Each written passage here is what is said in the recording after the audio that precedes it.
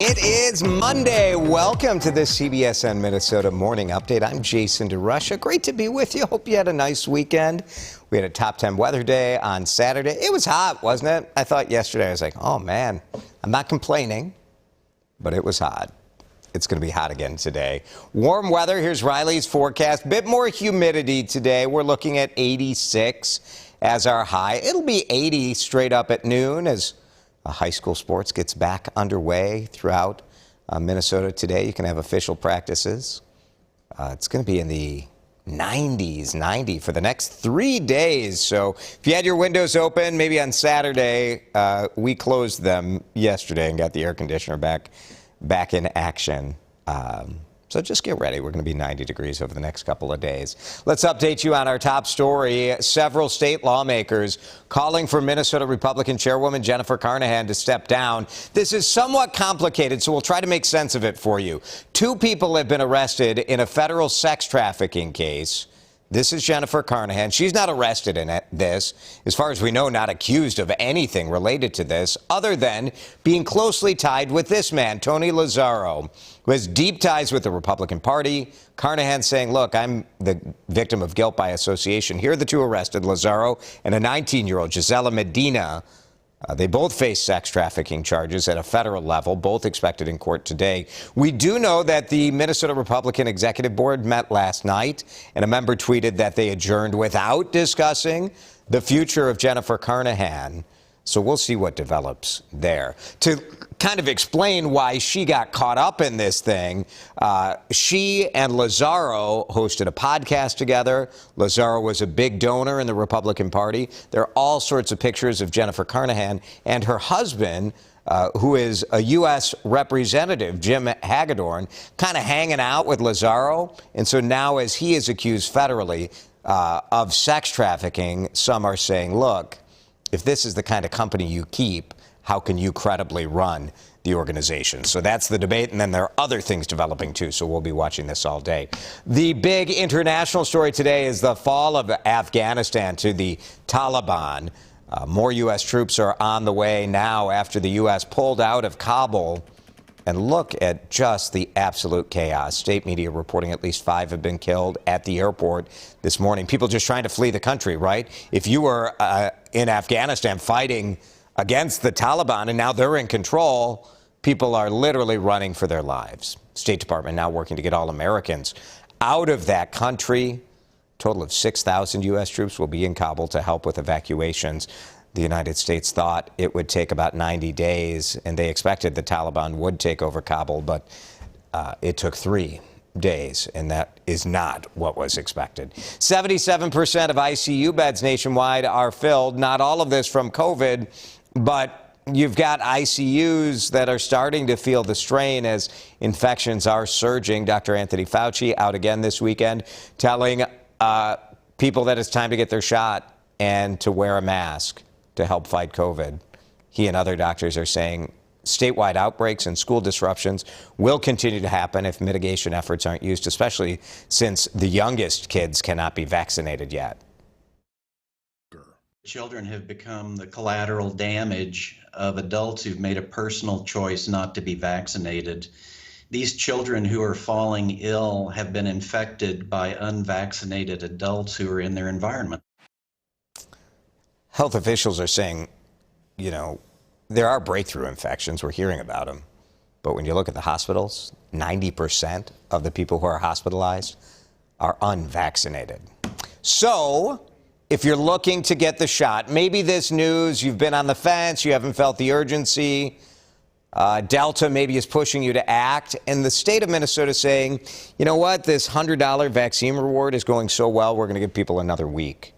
So if you get your shot this week, you can get $100. The governor extended it through August 22nd. More than 55,000 Minnesotans have gone ahead and done this, requesting that $100 gift card since the start of the month. We had those kind of other incentives like the fishing license and state fair tickets, and that's kind of a tepid response. Big difference when you're talking about a hundo. People are stepping up and getting the shot. Minnesota National Guard troops are heading up north to help fight wildfires. Man, our National Guard troops have just been called upon time and time again. and they step up. Their families who kind of fill the gap. Governor signing an executive order last night. You know, the drought, of course, fueling all of these fires. Minnesota in one of the worst droughts in its history. National Guard soldiers will join a team that's working on this. You got the DNR. There's some state, federal officials all working on it. But now with these troops helping, hopefully can keep it under control. Some tough pictures to look at there as the charred landscape from these fires in Minnesota. State Fair is less than 2 weeks away. Do you need a job? Because they need you at the state fairgrounds. They need 400 people working for the fair. So the fair is looking for 400 people to work ticket booths, work the parking lot, sell food, sell merch. On top of that, vendors have another 300 or so positions to fill. That's a lot of jobs. I get it. It's a tough job, right? It only runs for the kind of 12 days, and so a lot of these places want you to work almost every day, but they're going to be flexible for you right now. So there's information at WCCO.com if you can work those kind of days leading up and through Labor Day.